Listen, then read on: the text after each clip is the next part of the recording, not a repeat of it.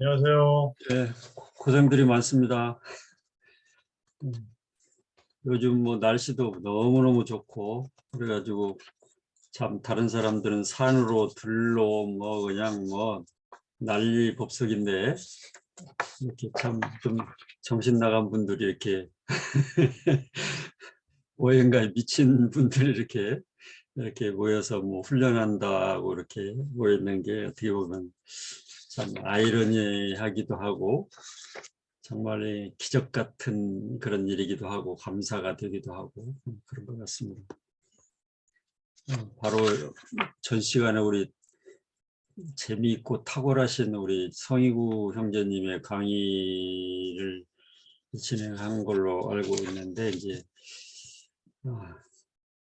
제가 하면 재미가 없을 것 같아요. 재밌게 강의 들으시다가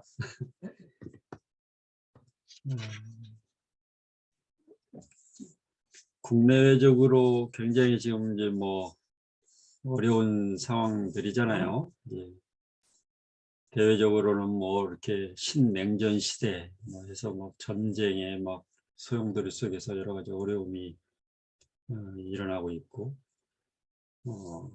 국내적으로도 이제 또 새 정부가 또 출범하기 직전의 그런 상황이고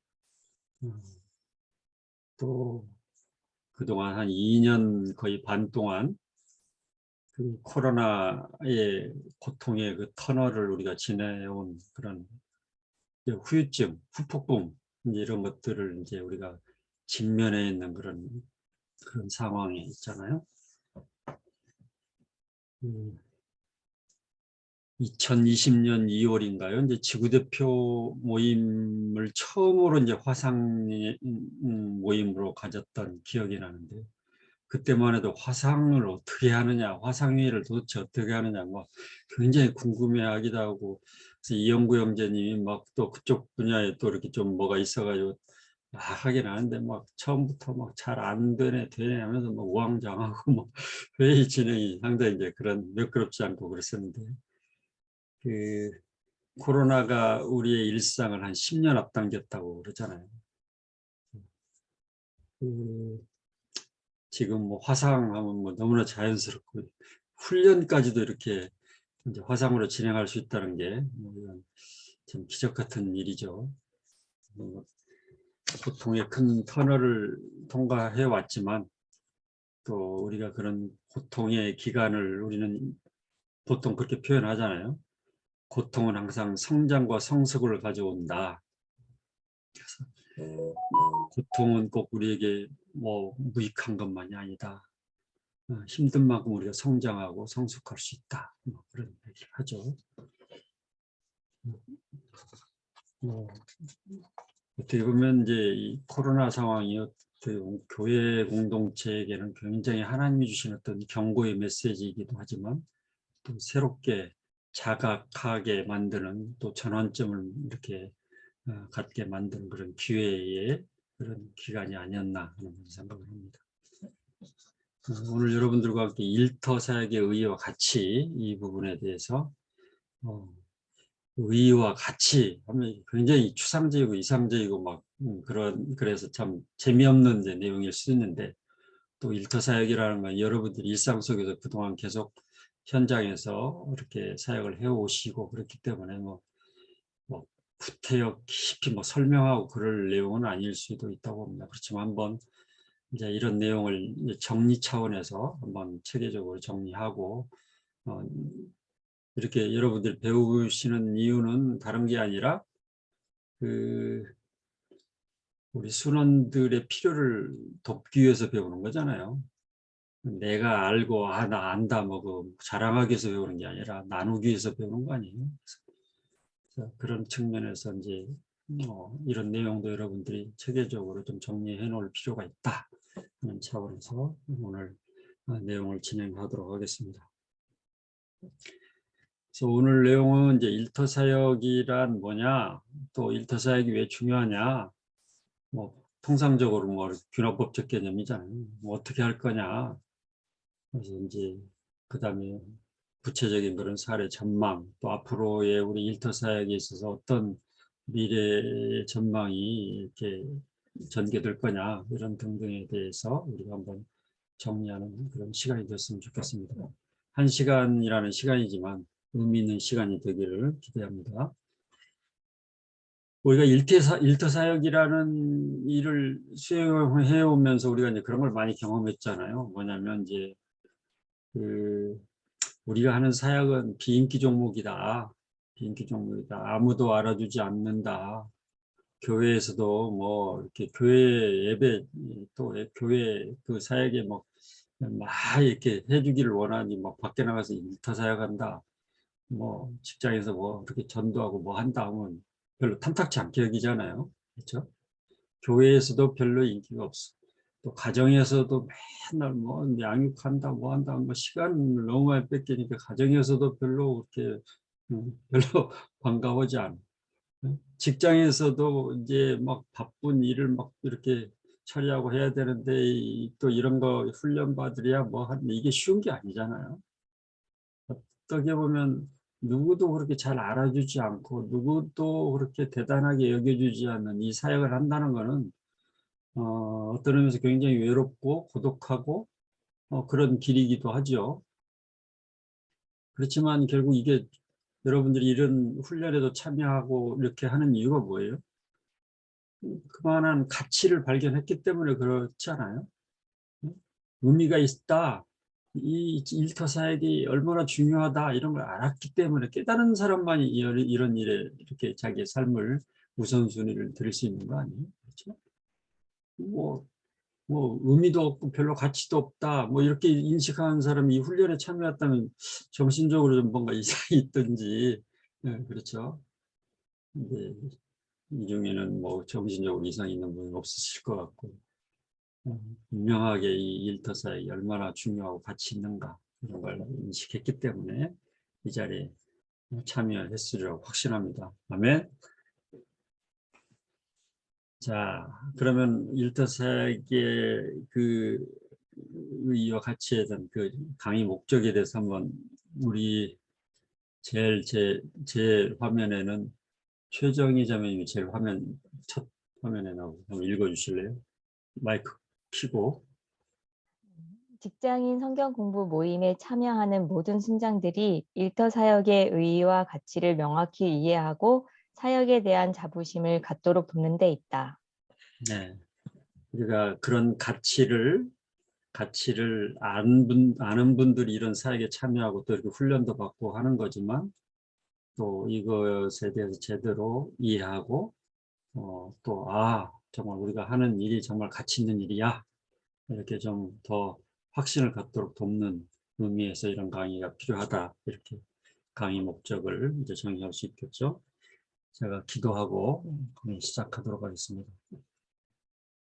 하나님, 어려운 시대에 저희를 불러주시고 또한 이렇게 훈련 가운데도 참여할 수 있도록 도와주심을 감사합니다.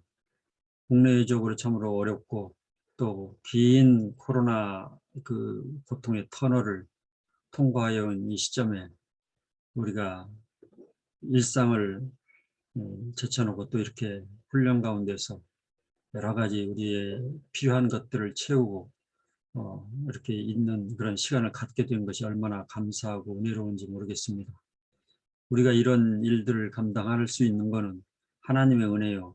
또 이렇게 해야 되는 이유는 우리가 한 사람에게라도 더 좋은 것을 우리가 배워서 또 나누기 위한 그런 것임을 우리가 믿습니다. 하나님, 우리에게 주어진 시간들이 하나님의 영광을 위해서 드려지는 그런 방향성을 가질 수 있도록 도와주시고, 아버지 하나님, 우리의 작은 헌신을 통해서 한 생명이라도 주님 앞에 더 돌아올 수 있는 그런 은혜를 허락하여 주옵소서. 하나님, 귀한 훈련에 참여하신 우리 모든 훈련생들을 주님께서 복내려 주시고 또 섬기시는 우리 훈련 간사님들 위로해 주시고 격려해 주시고 우리가 하는 사역이 우리가 함께 동역하는 이 일들이 하나님 앞에 온전히 드려지고 하나님을 기쁘시게 하고 하나님께 영광 올려드리는 그런 사역들이 될 수 있도록 하나님 인도하여 주옵소서. 주님께서 함께 주실 걸 믿사오며 사랑의 말씀 예수 그리스도 이름으로 감사하며 기도드리옵나이다. 아멘.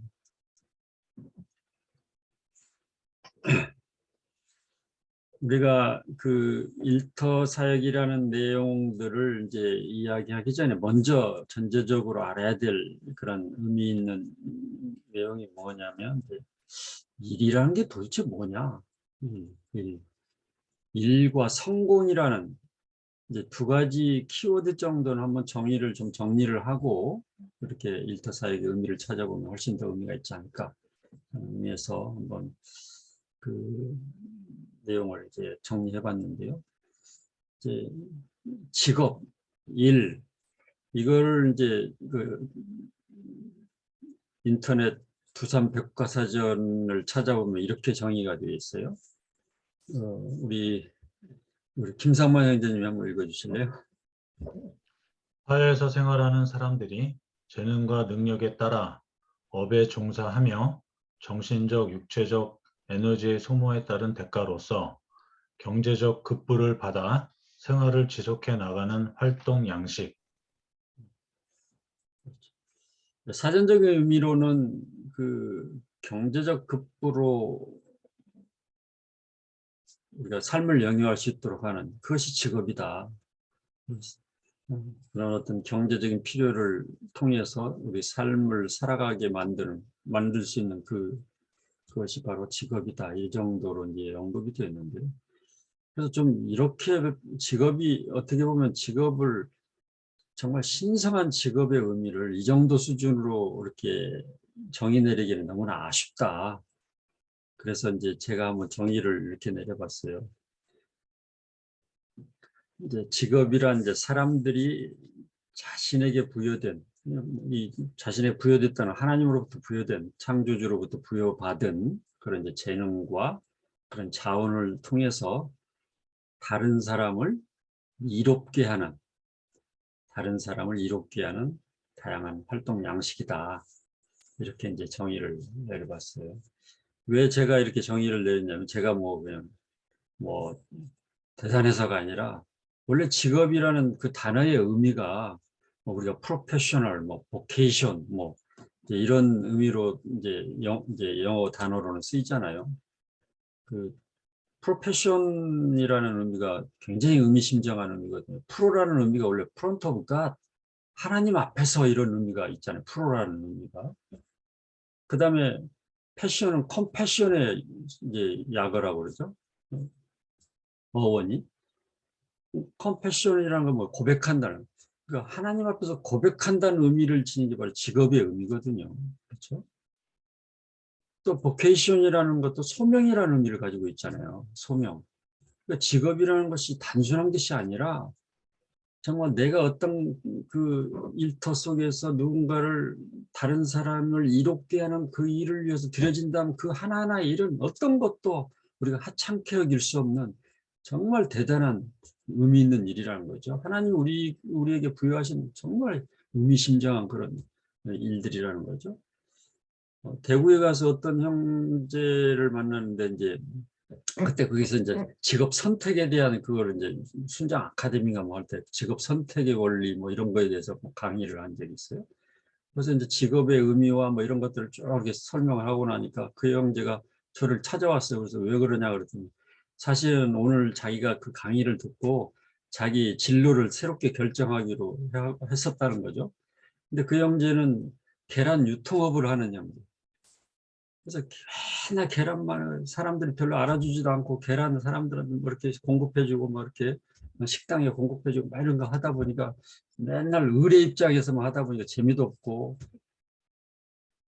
그러더니 저를 찾아온 이유가 뭐냐면 다시 하기로 계속 하기로 했다. 자기 일이 자기가 식당에 계란을 공급해주지 않으면 그게 안 돌아간다는 거죠. 그 자기 일이 다른 사람을 이롭게 하는 이 일에 들여진다는 게 얼마나 의미 있냐 이거죠. 그래서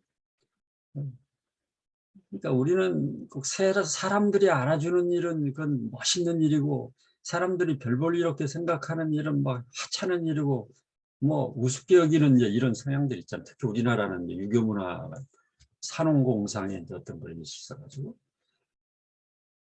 아무리 하찮은 일이라도 다른 사람을 정말 풍요롭게 하고 이롭게만 해줄 수 있다면 유익하게 할 수 있다면 그거는 성직이다.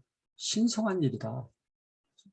아무리 돈을 많이 벌고 아무리 다른 사람이 뭐 그걸로 부러워할지는 몰라도 그 일이 다른 사람에 해악을 끼치는 일이라면 뭐 도박업을 하거나 무슨 뭐 엄청난 대단한 술을 판매하거나 뭐 이런 등등 해가지고 사람들을 안 좋은 쪽으로 가게, 다른 사람을 오히려 안 좋은 쪽으로 가게 만드는 그런 일들, 그건 일이라고 정의를 할 수 없는 거죠. 왜?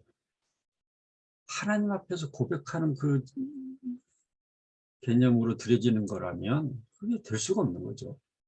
그래서 우리가 어떤 일을 한다는 것에 대해서 내가 하는 일이 과연 의미가 있느냐, 누군가에 도움이 되느냐. 그래서 내가 하는 일이 가치가 있느냐 없느냐를 이제 따져 보는 가장 쉬운 방법이 하나 있다고 그래요. 직장에서도 내가 어디 한 달 동안 어디 휴가를 딱 가버렸다 오면 다른 사람이 아무도 안 찾아. 그러면 내가 하는 일이 아무런 가치가 없다. 별 볼 일 없는 일이라는 거고. 내가 휴가를 갔는데 여기저기서 전화가 오고 빨리 좀 와줘라 뭐 하고 뭐 하면은 내가 대단한 일을 하고 있다는 거죠. 가치 있는 일을 하고 있다. 뭐 이렇게 테스트를 해봐라 뭐 이런 얘기도 있잖아요. 그렇죠?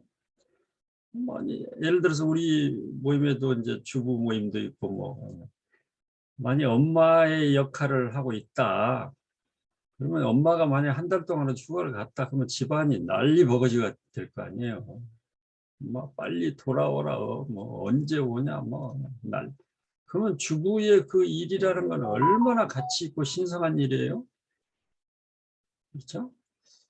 그래서 우리가 어떤 관점으로 이 일을 바라보냐면 정말 중요한 그런 거라고 그러죠.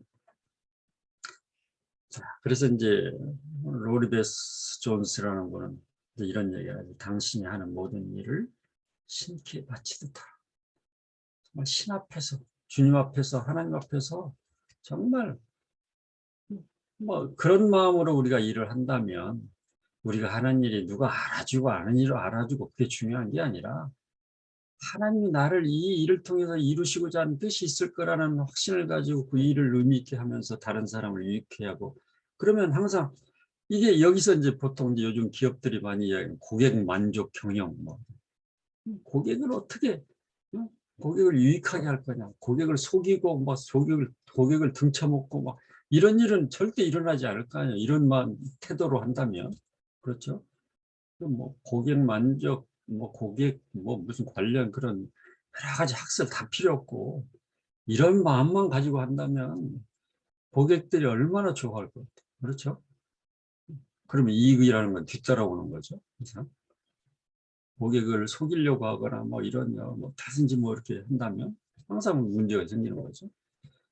그래서 우리가 배우는 이런 내용들이 사실은 다 우리 일터 속에서 하는 일과도 하나도 이렇게 벗어나는 일이 하나도 없는 거잖아요.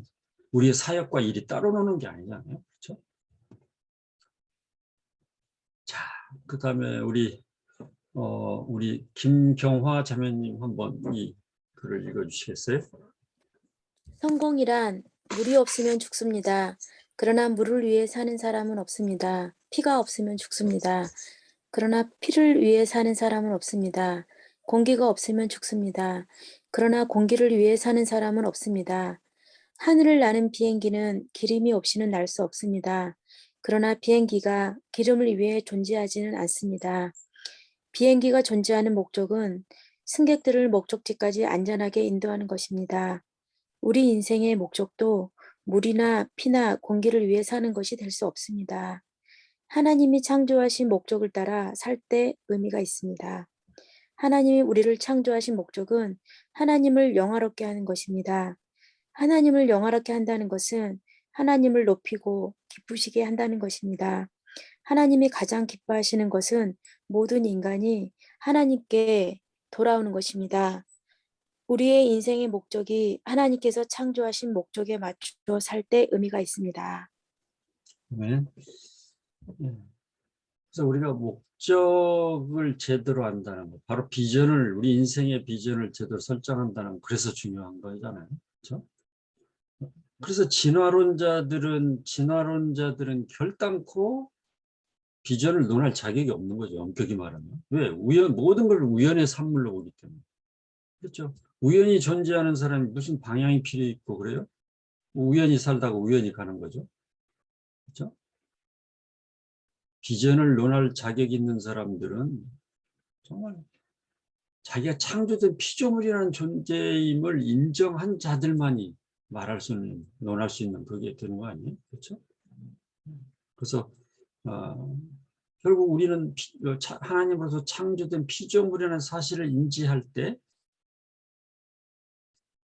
그 창조주의 목적에 맞게 살고자 하는 그런 몸부림을 치는 거 아니에요? 그렇죠?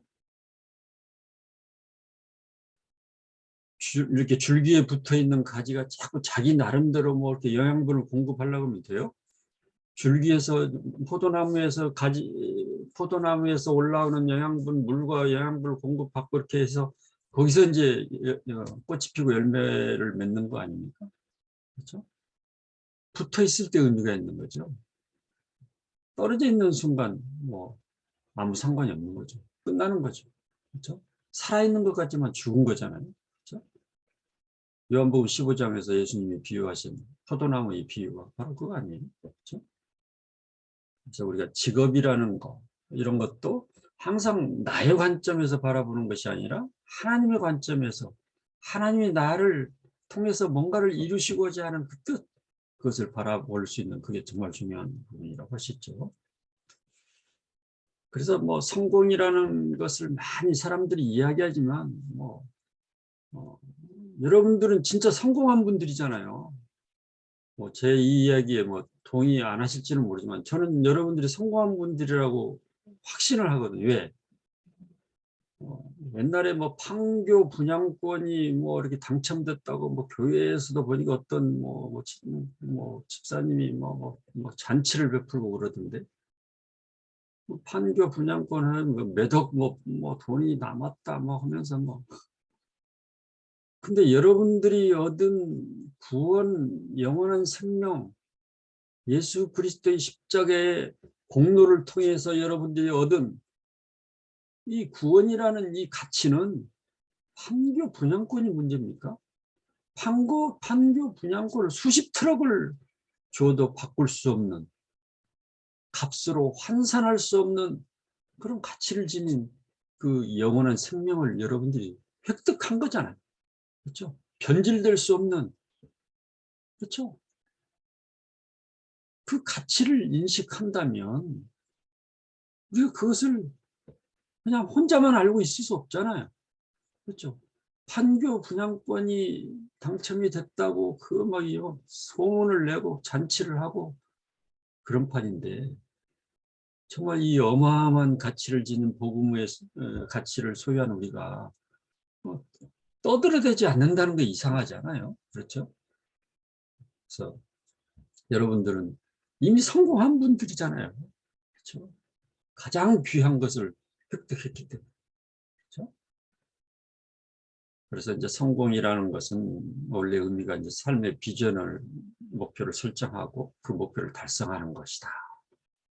근데 세상적으로 뭔가 이렇게 달성할 그 정도 수준이 아니라 여러분들은 이미 그 어마어마한 것을 얻은 존재로서 바로 창조주이신 하나님이 우리에게 특별히 부탁하신 간절하게 부탁하신 가서 전하라. 가서 제자를 삼으라. 이 뜻에 순종한다는 이것이 바로 우리의 비전이고 바로 이 일을 위해서 우리가 들여질 때 이게 바로 성공한 인생 아니에요? 이거보다 더 큰 성공이 사실은 어디 있습니까? 그래서 다른데 뭐 돈 많이 벌었다 어디 대단한 어떤 그 명예를 얻었다 그거 너무 부러워하지 않기를 바랍니다. 여러분들은 이미 최고의 명예와 최고의 그걸 다 얻은 분들이라고 저는 확신합니다. 아멘. 그래서 사실은 비전 이러한 여러분들이 가진 만큼 엄청난 비전 수준 높은 비전을 갖지 않은 사람들은 어떻게 보면 불쌍한 사람들이죠. 불행한 사람들이죠. 비전이 없거나 그런 것조차도 아무것도 없는 비전이 없는 그런 사람들은 불분명한 사람은 성공도 없는 거죠. 진정한 성공을 소유한 사람들이 아니라고 하시는 거 아니겠어요? 우리가 뭐 돈이 뭐 불필요한 것도 아니고 건강도 꼭 다 필요하죠. 아까 뭐 물, 공기, 피 없으면 죽잖아요. 그렇지만 그것을 위해서 사는 거 아니잖아요. 그것은 단지 우리의 비전, 하나님이 우리에게 부여하신 그 사명을 감당하기에 필요한 수단일 뿐이지, 그것이 우리의 목적은 절대 될 수 없는 거죠. 비행기에서 기름이 중요하지만 그것이 절대 목적이 될 수 없는 것처럼. 그렇죠? 그래서 직업이라는 우리의 가치와 또 성공이라는 의미를 먼저 제대로 이해하고 본론으로 들어가면 좋을 것 같아요. 자, 그 다음에 이제 그러면 이제 그 일터 사역이 뭐냐? 일터 사역. 우리 또 박병찬 형제님께서 읽어주시겠어요? 네. 일터 직장 가정 사역이란 단순히 한 주에 한 번씩 직장에서 예배를 드리고 신우회를 조직하는 것이 아니라 각자의 일터에 하나님의 나라가 임하고 우리로 인해 직장과 사회를 변혁해 나갈 수 있도록 현장의 그리스도인들이 일터 선교사의 정체성을 가지고 대가 지불을 통해 사랑과 섬김으로 불신자들을 복음으로 초청하고 양육할 뿐만 아니라 잠자는 그리스도인들을 깨워서 삶의 현장에서 역동적인 그리스도의 제자로 살아갈 수 있도록 돕는 시대적인 요청에 적극 부응하는 사역이다. 네. 일터 사역의 정의라는 것이 뭐 제가 만들어낸 것도 아니고 우리 모임의 철학에 나와 있는 내용이에요. 그렇죠? 순장 매뉴얼에 이미 나와 있는 내용이죠, 이게. 그렇죠? 그리고 하나님의 나라가 우리 각자 있는 일터에서 임한다. 하나님의 나라가 임한다는 게 뭡니까? 우리가 예수 그리스도를 구세주와 주님으로 영접하는 순간 우리 안에 예수 그리스도의 영이 임하는 거죠. 그렇죠? 누구든지 그리스도의 영이 없으면 그리스도의 사람이 아니다. 그렇죠? 로마서 8장 9절에 그런 말씀이 나오잖아요. 그렇죠? 하나님의 나라가 그리스도의 영에 임하는 거듭남의 이제 그런 거죠. 그래서 각 사람의 하나님의 나라가 임하고 그것이 계속 확산되는, 하나님의 나라가 확장된다는 게 그런 의미 아니에요? 그렇죠? 그래서 우리가 있는 그곳에서 정말 일터 선교사라는 신분을 가지고 살아가면서 주변에 있는 사람들을 섬기고 사랑하고, 그래서 그들 한 사람 한 사람 속에 예수 그리스도의 복음이 심어지고 그들이 새로운 삶을 살아가도록 돕는, 이게 바로 우리가 하는 사역 아니에요? 그렇죠? 비록 사람들이 알아주지 않고 외롭고 고독한 사역 같지만 우리가 있는 일터 속에서 그런 한 사람 한 사람이 이렇게 회복되어지는 것을 보는 그 감격을, 그 감격보다 큰 감격이 있습니까? 그 감격보다 위대한 감격이 없지 않아요? 그렇죠? 제가 전 직장에 있을 때, 제 과장 시절인가요? 어떤 한 형제가 완전히 주식했다가 쫄딱 망해가지고 거지가 됐어, 거지.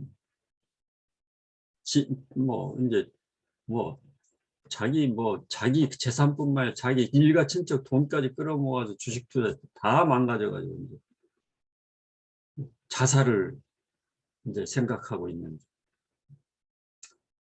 그리고 이제 저하고 이제 식사를 하다가 이제 이야기를 하다 보니까 막 사실은 자초지종을 이야기하는, 눈물을 툭툭 떠지. 그러다 결국 이제 거기서 예수님을 이제 영접하게 되고 이제 그 위기를 이제 극복하고 지금 잘 이제 살아가고 있는데, 그러니까 바로 우리가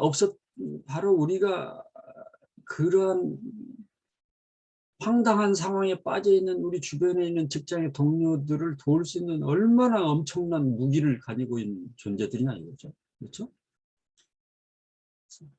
우리는 그런 어떤 그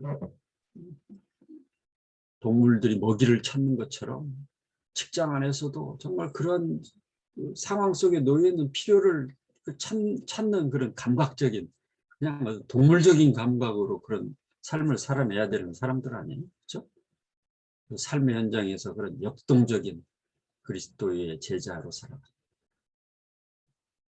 다른 사람의 필요가 뭔가를 계속 찾는.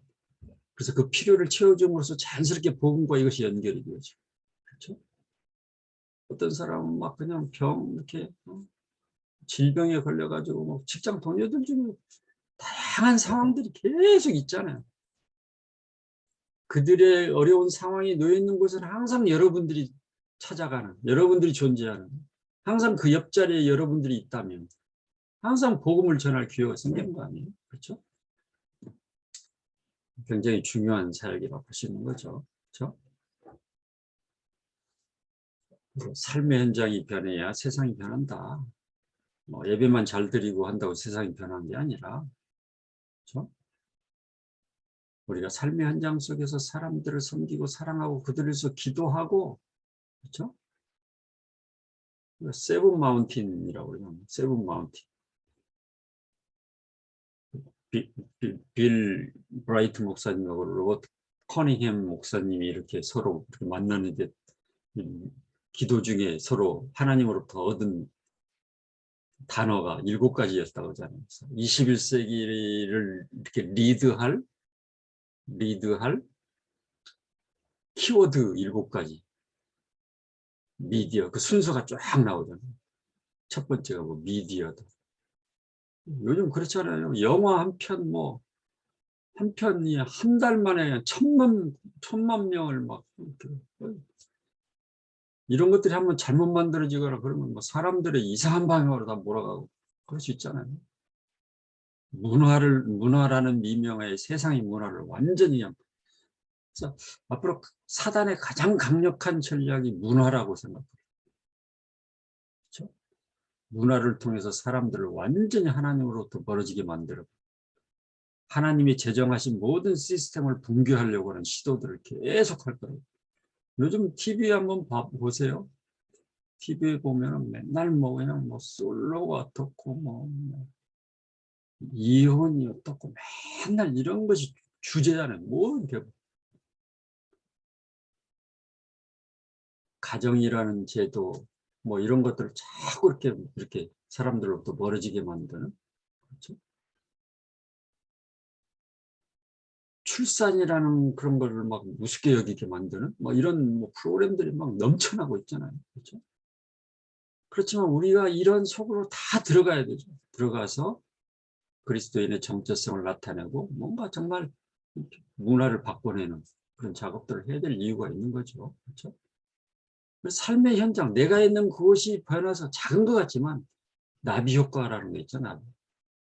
나비의 몸짓이 별거 아닌가. 나중에 태풍을 일으키는 것처럼 내가 있는 그곳에서 작은 그런 몸부림을 통해서 끊임없이 그리스도인의 정체성을 가지고 살아가면서 거기서 문화를 바꿔나가죠.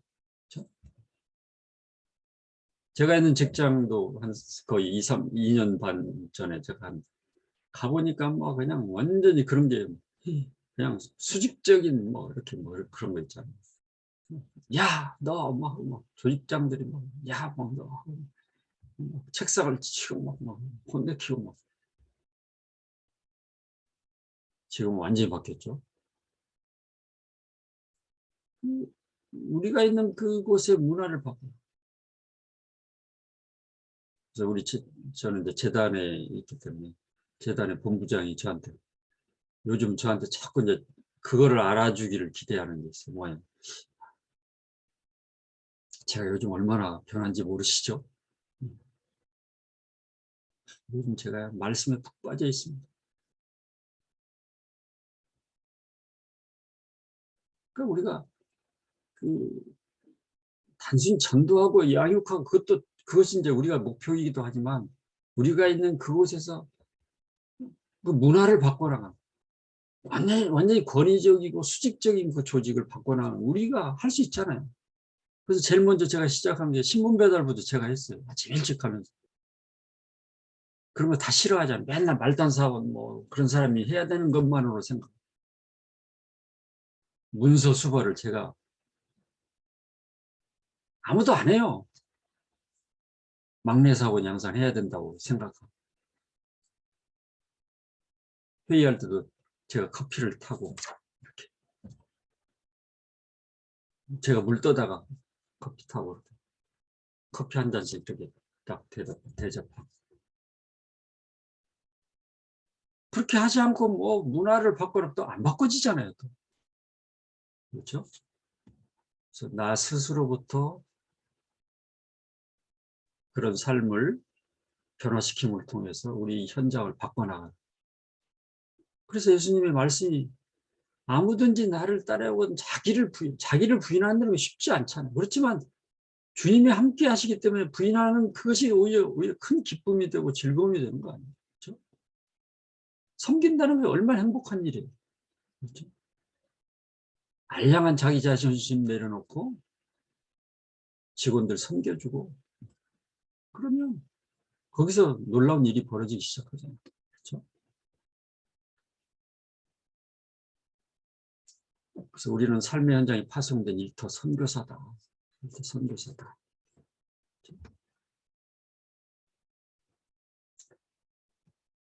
자, 데이비 플랫이라는 분의 글을 한번 읽어볼까요? 우리 이승윤 형제님 한번 읽어주실래요? 교회에서 어떤 위치에 있든지 절대로 잊지 말라. 하나님의 나라를 세워가는데 열애는 없다. 사역 현장에 과감히 뛰어들기에는 여러모로 부족하고 은사가 없고 재주가 모자라고 자격을 갖추지 못했다고 생각하는가? 터무니없는 착각이다. 하나님 말씀이 눈앞에 있고 성령님이 중심에 살아 숨쉬고 모든 민족을 제자 삼으라는 하나님의 명령이 손 안에 있다. 직장인이든 건설 현장 노동자든 교사든 학생이든 일터를 주름잡는 전문가든 집안을 쥐고 흔드는 전업주부이든 삶의 현장에서 복음의 씨앗을 퍼뜨리고 땅끝까지 하나님의 영광을 선포하는 일에 목숨을 걸게 해주실 하나님께 요청하라. 네, 굉장히 도전적인 그런 말씀이죠. 그러니까 우리는 자꾸 이렇게 그걸 높낮이로 평가를 하려고 그러잖아요. 이것은 뭐 고귀한 일이고 이것은 하찮은 일이고 뭐. 그런 일이 하나님 앞에서 그렇게 차별화를 서로 이렇게 잣대를 대가지고 세상적인 가치관과 세상적인 잣대를 가지고 이걸 막 이렇게 우습게 여기거나 하면 얼마나 황당한 일이에요. 그렇죠? 적어도 우리가 그리스도인이라면 어떤 일을 하든 그분들을 존중하고 그분들이 일이 굉장히 아까 얘기했잖아요. 아무리 하찮은 일이라도 다른 사람을 이롭게 하는 일이라. 그렇잖아요. 뭐 청소하는 아주머니들 있잖아요. 빌딩 같은 데 보면. 그분들이 만약에 청소 안 한다고 하면 생각해봐요. 그렇죠? 그분들은 대단히 유익한 일을 하고 계시는 거예요. 그분들이 하는 일도 성직이잖아요. 그렇죠? 성직이 따로 어디가 있어요? 그렇죠? 하나님이 각자에게 부여하신 아름다운 일들 모두가 성직 아니에요? 신성한 일. 그렇죠? 목회자의 일만 성직이 아니라 그 일을 통해서 그렇죠? 우리가 하는 그 일을 통해서 누군가를 섬기고 누군가를 변화시킬 수만 있다면 그것이 바로 성직 아니겠어요? 그렇죠? 자, 뭐 이것은 뭐 여러분들 너무 잘 경험하고 아는 그런 내용이죠. 그렇죠? 일터사역이 왜 중요하냐? 뭐 더 이상 설명이 필요 없는 거잖아요. 대부분이 평신도들이다. 그리고 대부분이 도시 속에서 살고 있다. 불신자들이 넘쳐나고 있다. 또 대부분의 시간을 인생의 대부분의 노른자 같은 시간을 다 직장에서 보내고 있다. 일터에서 보내고 있다. 그래서 삶의 현장이라는 건 우리가 전혀 피할 수 없는 그런 공간이다. 그렇죠? 어떻게 보면 삶의 현장이야말로 우리의 사랑과 섬김을 실천할 수 있는 적용할 수 있는 적용지라고 그래요. 적용지. 적용하는 장소다. 아무리 이론으로 화려하게 떠들어봐야 의미가 없고 그것이 실제 적용이 될 때 그 떠든 게 의미가 있는 거 아니에요? 그렇죠? 삶의 현장은 바로 그것을 적용할 수 있는 굉장히 중요한 장소 아니에요? 그렇죠? 그래서 그들을 섬기고 그들을 위해서 기도하고 정말 외롭고 고통스럽고 힘들어하는 그 사람들이 직장 안에 있다면 그 사람들을 찾아가서 그들을 위해서 기도해주고 정말 그들과 함께 눈물을 흘릴 수 있는 그런 사람들이 바로 여러분들 아닙니까? 그렇죠? 그런 일들이 누구도 알아주지 않는 일이에요. 때에 따라서는 돈을 써야 되고 때에 따라서는 자기 시간을 들여야 되고 그런 것 같지만 그것이 얼마나 가치 있는 일이에요. 그렇죠? 그 속에서 정말 사람들이 연결이 되고 복음을 전할 수 있고 그렇죠? 또 양육할 수 있는 기회들이 생기는 거 아니에요? 그렇죠? 그러니까 우리가 모이는 교회도 중요하지만 흩어지는 교회가 너무 중요해요. 그렇죠? 모이는 교회가 모이는 교회로서 의미를 가지기 위해서는 흩어진 교회가 로서의 역할을 할 때만이 그게 가능합니다. 왜? 흩어지는 교회가 바로 모이는 교회가 있어야 될 그 모이는 교회에 대한 증거가 뭐예요? 흩어지는 거예요. 우리가 그리스도인이라는 것이 증거되는 것도 바로 그리스도의 말씀에 순종했을 때 바로 그것을 통해서 그리스도가 나타나는 요한복음 14장 21절 말씀처럼 그렇죠? 나의 계명을 가지고 지키는 자의 나를 사랑하는 자 그들을 통해서 나를 나타내리라 그런 말씀하시잖아요. 그렇죠? 말씀에 순종할 때 우리가 드러나는 것이 아니라 말씀에 순종할 때 바로 그리스도가 드러나는 그래서 복음을 전할 기회가 되는 거 아니에요. 그렇죠? 그래서 장점 오랫동안 같이 공간에서 만날 수 있다는 거 도망도 못 치잖아요. 도망갈 수도 없어. 처음에는 우리가 만나려고 해도 막 피하려고 하더라도 우리가 제대로 섬겨주고 어느 정도 관계가 회복이 되고 나면 얼마든지 우리가 복음을 전할 기회가 생기는 거 아니에요? 그렇죠?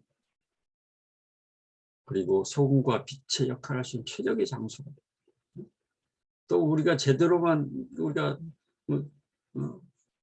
본이 되는 삶을 살기만 한다면 복음을 전할 수 있는 기회가 계속 생기는 거죠. 그렇죠? 또 옛날에 우리 정태선 형제가 대리 시절인가요? 찾아와가지고 이제 우리 부서 다 전도 다 해가지고 인사부서에 가가지고 저 인사 권력 내달라고 해야 될 것 같다고 그런 조금만 기다려라. 조금 있으면 또 발령 날 거야. 직장인하고 뭐 알아서 이렇게 발령을 내주잖아요. 물론 이제 개인 사업을 하는 분들이나 뭐 이런 분들은 별개겠죠. 어느 정도 규모가 있는 회사라면 항상 적정한 시기에 발령이 나고 막 그만두고 막 들어오고 나고 하잖아요. 전도 대상자는 끊임없이 생기잖아요. 그렇죠? 또 재밌는 사실은 바로 그 사람이 믿지 않는 사람이더라도 반드시 그 가족 중에 누군가가 또 믿는 사람이 일가 친척 중에 믿는 사람이 있고 그래서 생각보다 거부감이 그렇게 크지 않다는 거예요. 물론 이상한 사람들이 가끔 있긴 있지만 그렇죠?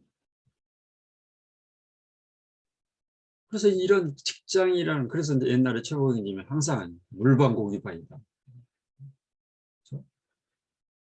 우리가 어떻게 준비되어 있느냐에 따라서 어떤 비전을 가지고 어떤 정체성을 가지고 살아가느냐에 따라서 직장은 그렇게 어마어마한 황금어장이다. 그렇죠? 더 설명할 필요가 없는 거죠. 요즘은 또 인터넷이나 이런 게 발달이 돼가 도망도 못 채. 막 이제 디지털 공간 안에서도 이제 뭐 이렇게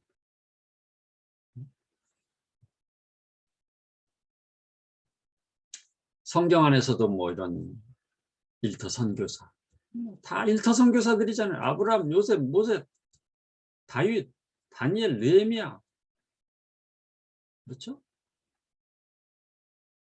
요셉처럼 억울한 사람이 어디 있어요?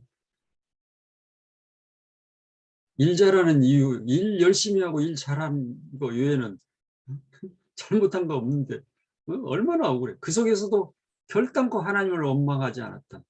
요셉의 모습. 다니엘의 모습.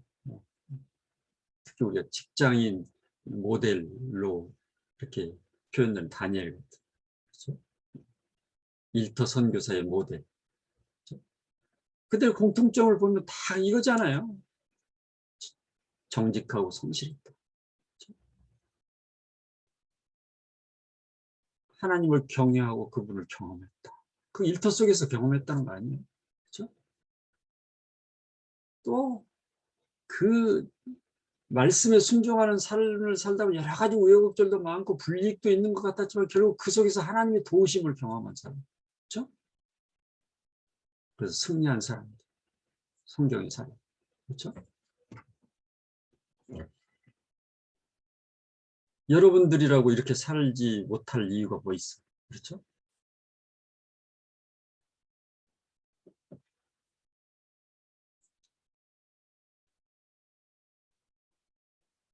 이거를 한번 이렇게 곰곰이 생각해 보니까 이제 저도 한 30년 전 직장에 이렇게 다니면서 이렇게 보니까 그때 당시에는 그냥 단순하게 양육하고 이렇게 했는데 지금 벌써 세월이 많이 흘러서 보니까 CEO가 세 사람이 됐어요.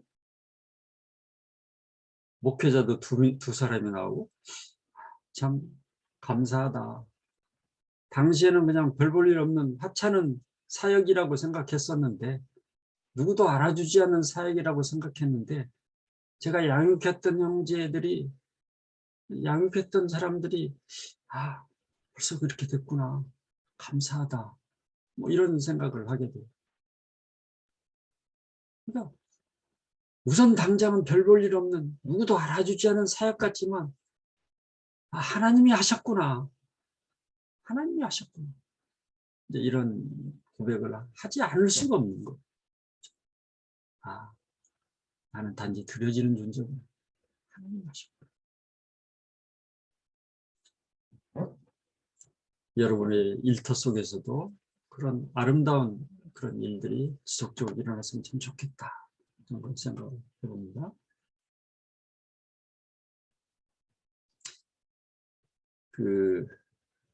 그다음에 이제 여러 가지 일터 사역에 대한 잘못된 오해들.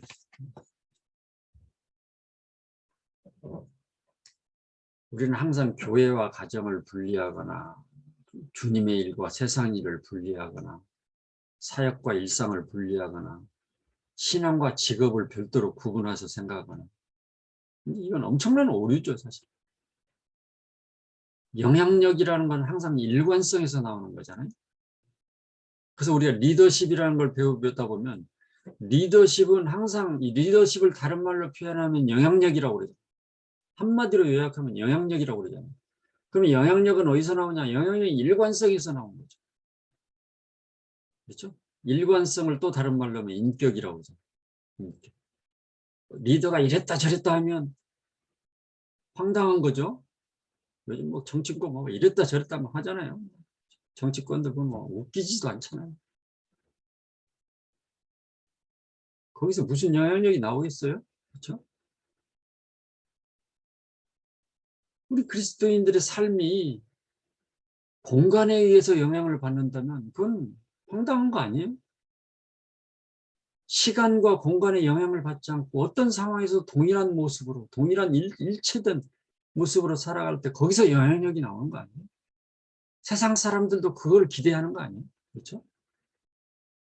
세상 사람들 우리를 다 우리가 정말 그리스도인인 것을 안다면 우리는 다 눈여겨보고 있잖아요. 그렇죠?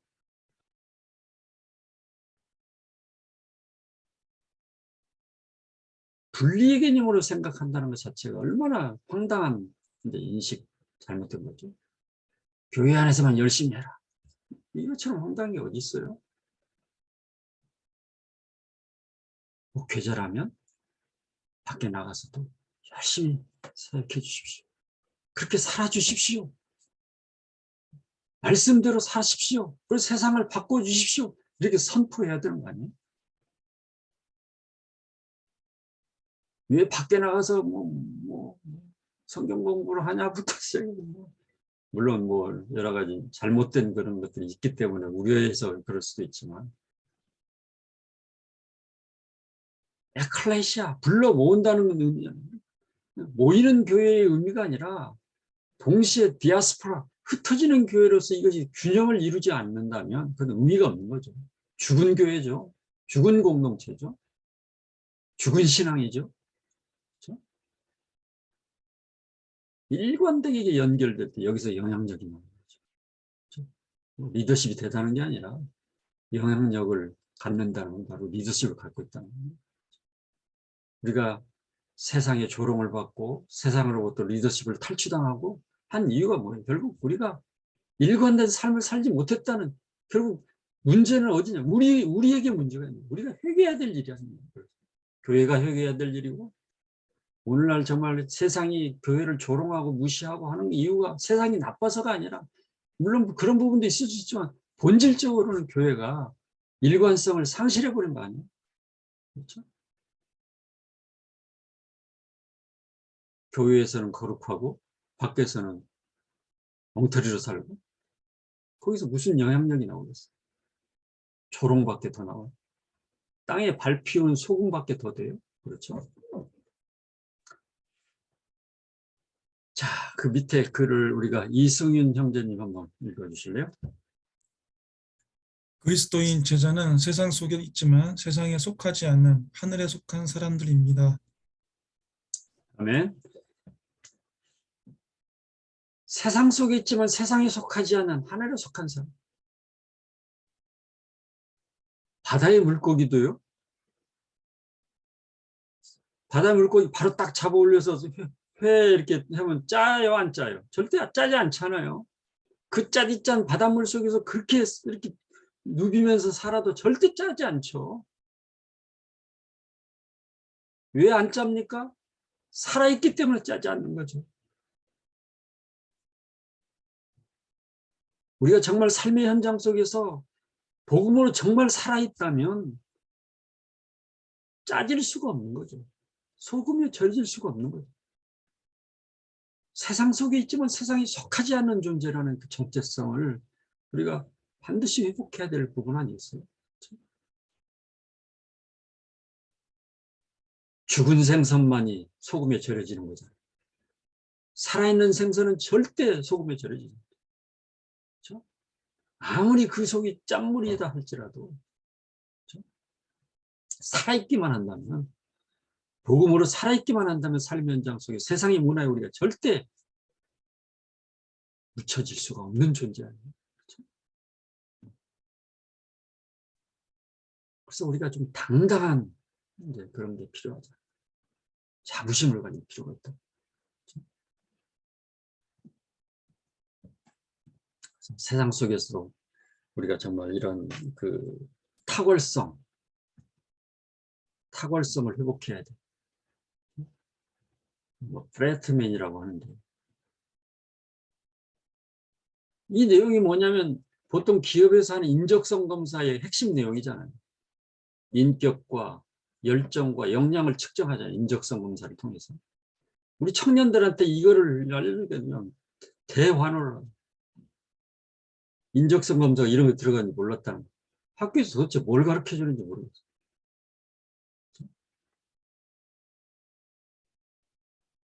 페이스 프로, 인격, 그렇죠? 어베일러블한, 그렇죠? 그런 열정, 그다음에 퀴처블, 항상 배우고자 하는 그런 역량이 대단합니다. 거기다가 플러스 저 팀워크, 그렇죠?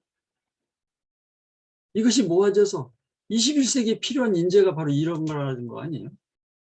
21세기에 필요한 사람들의 모습. 우리가 배우는 패스트맨, 이거 똑같잖아요. 전혀 차이가 없어요. 기업들은 요즘 이런 인재들을 찾고 있는 거잖아요. 그렇죠?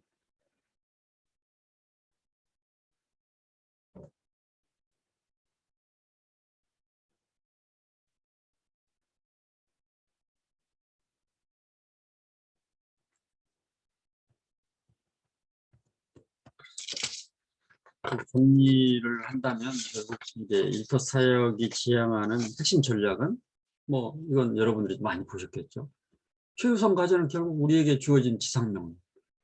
주체는 바로 일터 속에 있는 여러분들 한 사람 한 사람들 아니에요. 모든 그리스도인은 삶의 현장에 파송된 일터 선교사다. 그렇죠? 그 정체성을 자각만 한다면 이건 너무나 당연한 거 아니에요? 그렇죠? 선교지는 뭐 비행기 타면 선교사고 비행기 안 타면 선교사 아니에요? 비행기가 선교사의 정체성 여부를 결정하는 건가요? 그거 아니잖아요. 바로 우리가 있는 곳이 삶의 현장이 일터고 땅끝이고 그런 거 아니에요? 그렇죠? 뭐 해외 선교사만 국내에 들어오면 선교사자가 떨어지고 그게 아니잖아요.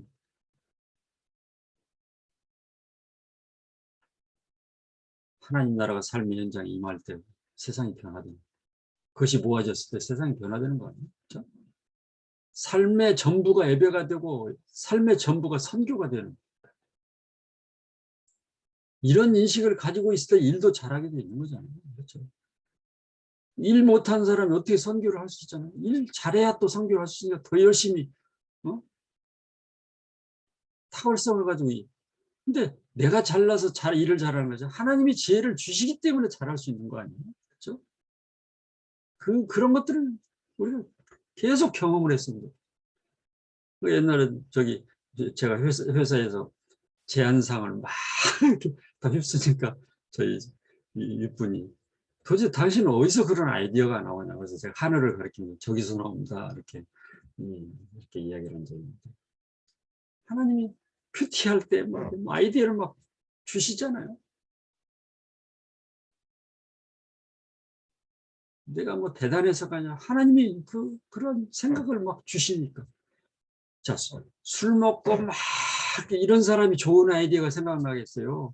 항상 큐티하고 말씀을 묵상하고 이 사람들에게 좋은 아이디어가 생각날 것 같아요. 뭐 게임이 안 되는 거 아니에요? 그렇죠?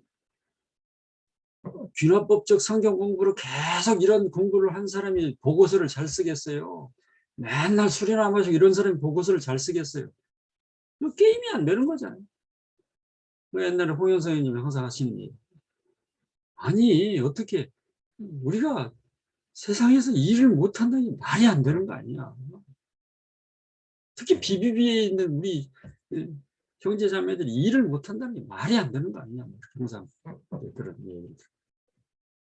맨날 그런 걸 훈련하고 배우고 하는데 더 잘할 수밖에 없잖아요. 그렇죠?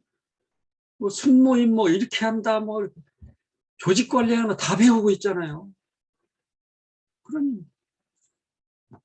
그러니까 우리가 훈련과 직장의 일과 이게 분리된다고 생각하는 것도 잘못된 생각 아니에요. 그렇죠?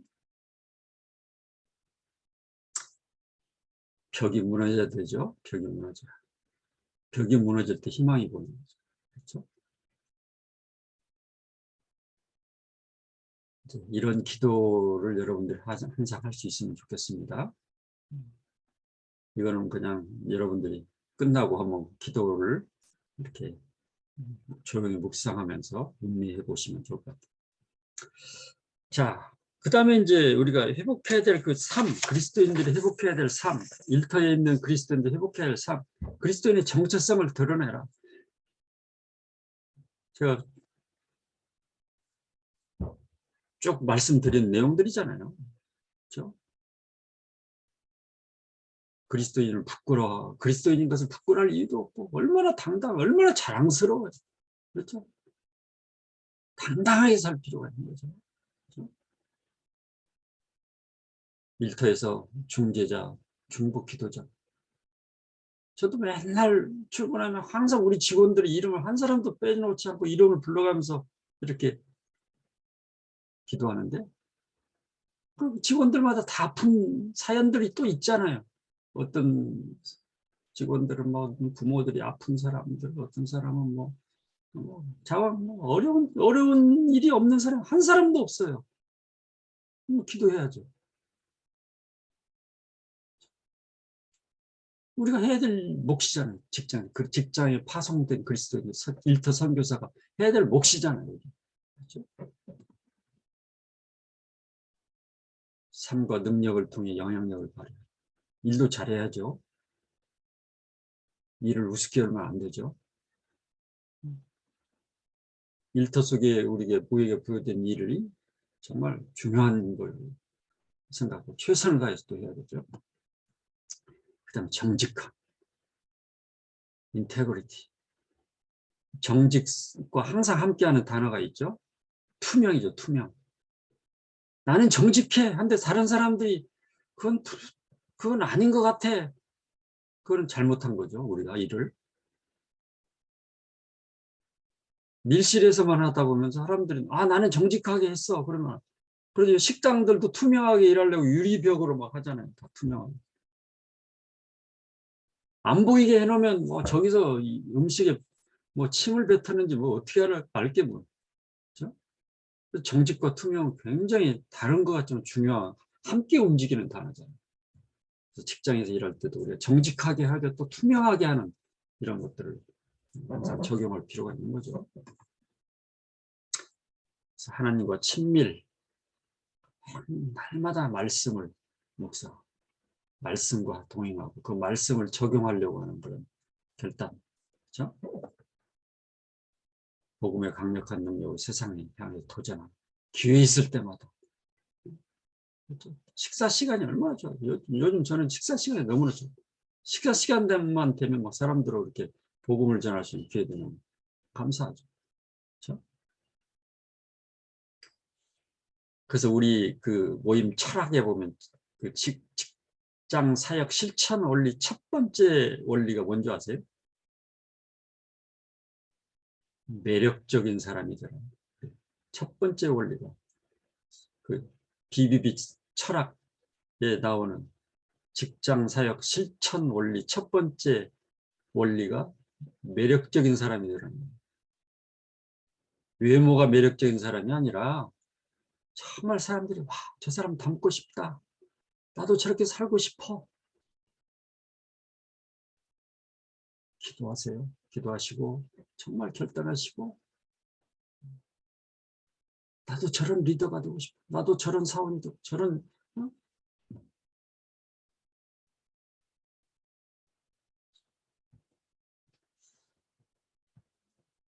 제가 30년 이제 전 직장 생활을 하면서 이렇게 경험한 걸 딱 정리하니까 이거더라고요.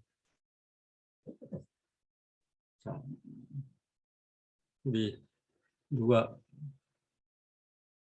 한번 읽어주시겠어요?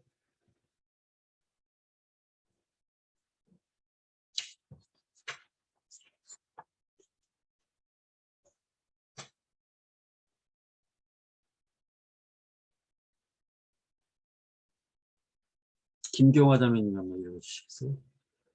네. 일터 사역을 통해 경험한 세상을 이기는 법칙. 무엇보다 먼저 기도하라. 겸손히 섬겨라. 손해보는 일을 즐겨라. 세상적 욕심을 내려놓아라. 자신이 맡은 일에 최선을 다하라. 주님을 위한 시간을 늘려라. 다른 사람을 먼저 배려하라. 십자가를 기꺼이 져라. 어떤 상황 속에서도 감사하라. 끝없이 사랑하라. 기도로 시작해서 사랑으로 끝나더라고요. 항상 여러분들이 이 원칙만 제대로 우리가 이해해도 이미 다 말씀에 나와 있는 내용들이잖아요. 그렇죠? 일터 사역을 여러분들이 승리로 이끌어갈 줄 믿습니다. 앞으로 시대는 정말 어려울 거예요. 굉장히 이제 여러 가지 이제 세상의 공통적인 보편적 가치가 지배하는 뭐 과학적 또 경제적 뭐 기술주의 정보화 사회 뭐 이런 걸로 인해서 사실은 점점 이 초월적인 그 실체를 전제로 하는 기독교는 세상 사람들로부터 점점 이렇게 관심의 대상에서 멀어질 수밖에 없는. 그렇지만 한편으로 희망이 있는 게 사람들이 정신세계에서 굉장히 문제들이 많이 나타나고 있거든요. 그렇죠? 코트라라는 데서 발간한 최근에 그런 책자가 있는데 거기에 이제 앞으로 세상의 트렌드가 각 나라에서 이렇게 첫 번째 트렌드가 그 책의 첫 번째 챕터가 뭐로 나오냐면 마음 케어, 마음 케어. 정신적인 문제가 그렇게 이제 중요해지고 있다는 거죠. 그렇죠? 그러면 공허해진다는 거 아니에요, 마음이? 그 공허해진 마음을 채워줄 수 있는 유일한 게 뭐예요? 바로 복음 아니에요. 그러니까 이러한 대화성을 상실될 그런 위기 속에서 우리가 바로 직장 일터 선교사의 정체성을 가지고 그 역할을 제대로 할 수 있다면 그 사람들의 그 빈 공간을 얼마든지 들어갈 수 있는 기회가 또 생길 수는 있는 거죠. 그렇죠?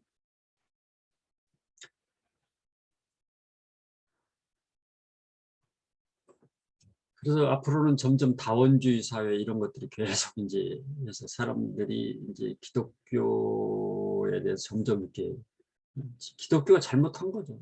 그리스도인의 삶을 제대로 살지 못함으로 인해서 점점 이렇게 괴리된 그런 상황 속에서 점점 우리의 사역이 어려워질 수밖에 없다고. 절대 쉬워지는 않을 거예요, 앞으로.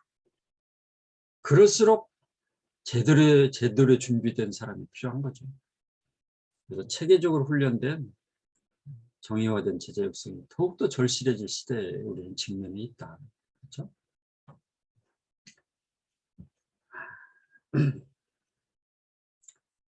그래서 이제 그 영남신학대 교수인 김동건 교수님은 이제 앞으로의 신학도 교계와 신학계와 그다음에 일터에서는 전문성을 가진 그 평신도들과 이 세 개의 축이 함께 연합되지 않고서는 절대